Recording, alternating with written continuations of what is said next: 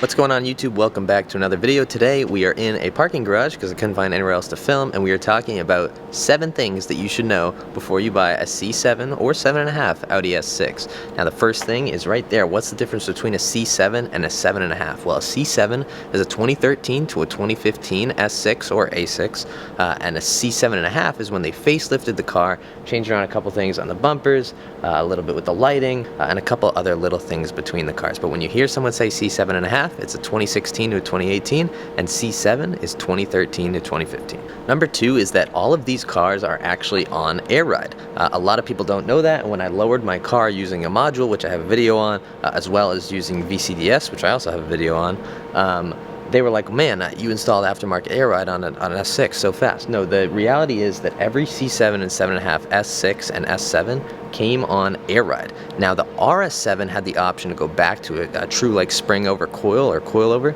but for the C7 and 7.5, S6 and S7, they all come on factory air ride, which means there's a slew of lowering options and fun, easy ways to get your car on the ground, and I will cover that in an upcoming video. Number 3 is, if you didn't know, underneath this fancy hood here, there is an 8-cylinder twin-turbo engine. That motor actually has cylinder deactivation. What does cylinder deactivation mean? It's exactly what it sounds like. It can go from 8-cylinder mode to 4-cylinder mode on the highway to save you fuel. Now, in my testing, which is very heavy-footed, I didn't notice a huge difference, and now with the integrated engineering tune, it's actually turned off because, well, there go the fans finally shutting off. Because when the car goes into cylinder deactivation mode, the motor is not as balanced, and it actually starts to wear out the motor mounts a little bit sooner than expected.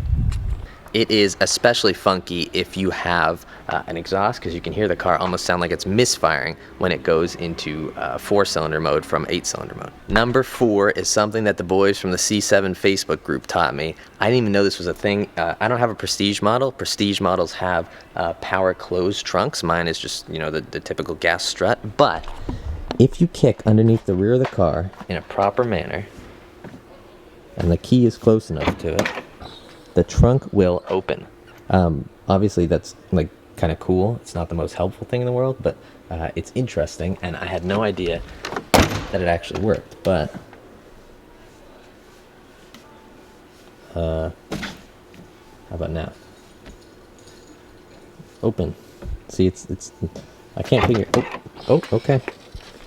It's just when you move your foot away, I guess. So, if you ever have a handful of stuff, you need to open your trunk. That's probably the most nifty thing. You're just going to stand here balancing on one foot with all your crap. I'm sitting inside the car now to talk to you about lighting, which is on the outside of the car. But if you didn't know, every C7 and 7.5 have the option between regular HID, high-intensity discharge bulbs, and LED headlights. Now, the LED headlights look significantly cooler. They also probably have better light output, but you know, you're looking at the car every day. The LED headlights look significantly cooler than the HID option.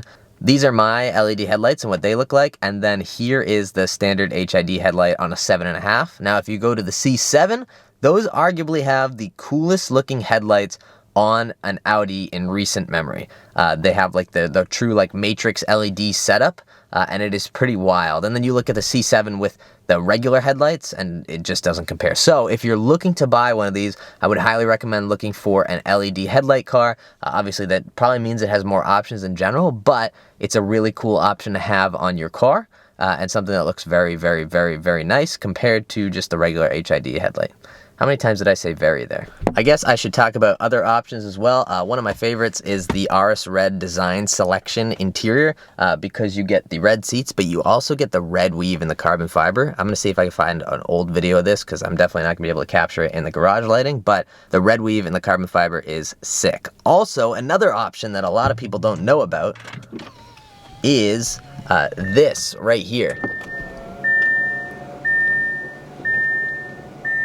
I don't know, it's like focusing on my face, but did you see that go up in the back? That is the power sunshade. That is an option on these cars. It was also an option on the S4, I didn't even realize that. You also get, in the doors, you get the little... In the doors, you also get the little pull-up shades in the back, which is great if you have a little one, so I would highly recommend pursuing a car with that option, although definitely don't make that make or break. This isn't counted as thing number 5 technically, but If you see an S6 or S7 with a round steering wheel, that means it has the cold weather package and the steering wheel is heated as well as the back seats being heated. If it has a flat bottom, it does not have the cold weather package and the steering wheel and the back seats will not be heated. Audi doesn't make a flat bottom heated steering wheel. So if the car has a round steering wheel, chances are it has a heated steering wheel. Now, I'm sure you've searched, is the C7 S6 reliable, and gotten the forum posts and whatever. The reality is that these cars are actually pretty reliable. Their downfall is that they have a turbo oil screen in front of the turbos, and over time that clogs up, and because these turbos need oil pressure to function properly, it ends up eating the turbos and the turbos end up failing. I had mine removed pretty much as soon as I got the car. Knock on wood, I haven't had any issues with the turbos so far, and I really shouldn't have any issues with the turbos. But that's kind of the main reliability issue on these cars. I mean, obviously with air ride, if anything goes wrong, it's going to be more expensive, and they have PCV issues, they have PCV issues, they have the occasional mechatronics DSG issues, but for the most part, most of the reliability stuff is related to that turbo oil screen. Now, with a 4-liter twin turbo, if you have to get down there into anything in the V, it does get expensive, so keep that in mind. This is not like an S4. It's not as bulletproof. It does have its flaws, and when it does have flaws, they're very difficult to get to. Finally, coming back to the trunk, actually, let's see if we can get this kick to open thing. Oh, I guess you have to put your foot under it and then back it away. Maybe it's using like the parking sensors or something to figure it out. But if you can see in here, let me see if I can turn up the brightness. This is a gigantic trunk. That is my trunk organizer. If you have...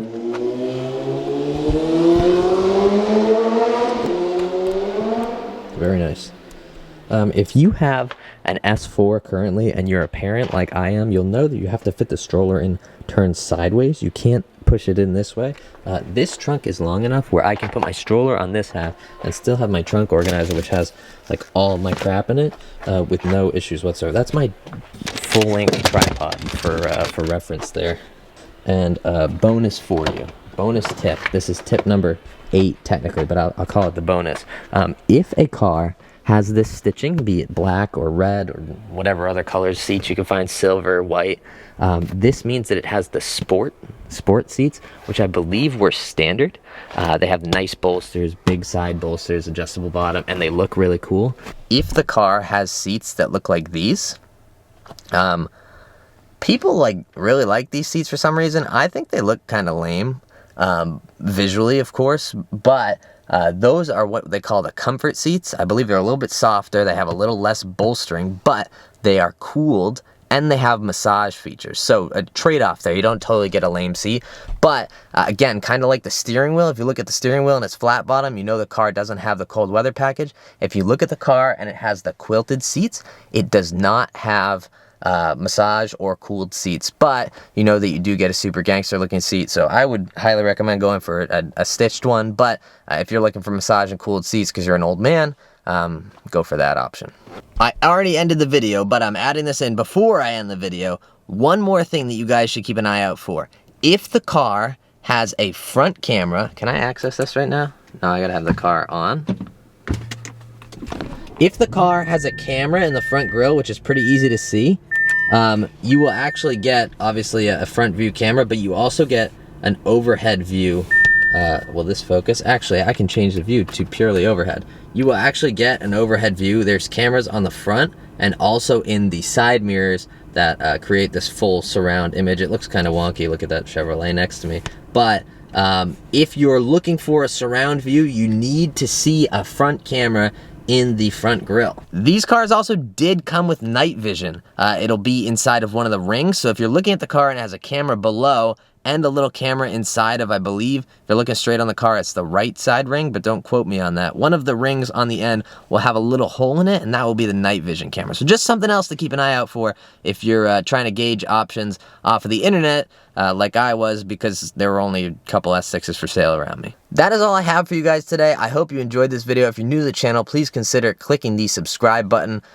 We have all sorts of S6 content coming in the near future. As always, thank you guys so much for watching. Make sure to follow me on Instagram, IgnitionTube YT, because IgnitionTube, I think I took it myself and then could never log back into it. Anyway, go out there and spread some positivity, and I will catch you guys in the next video. And if you have any questions or any other tips for C7 buyers, leave them in the comments below.